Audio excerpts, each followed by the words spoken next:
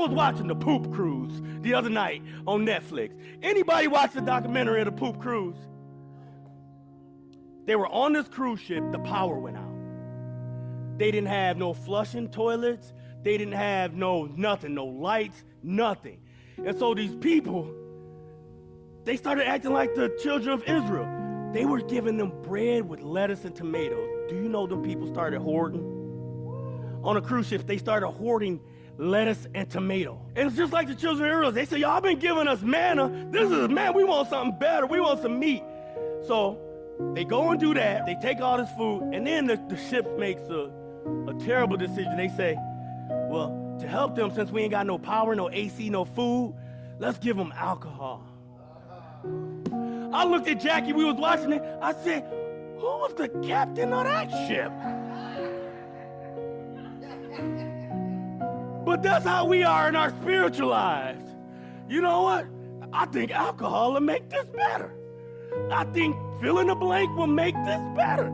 So guess what happened? So I didn't even tell y'all. It got so bad, they made them pooping bags. They had a pooping bags, right? And so people was pooping in the corners of the ship.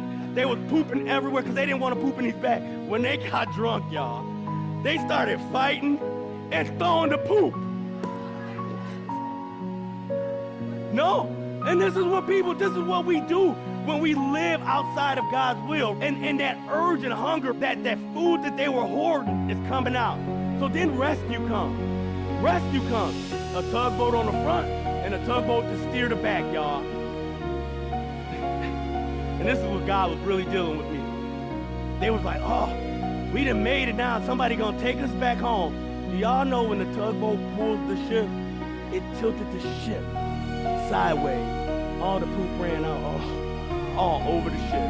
The man got out of bed and the poop came up to his ankles.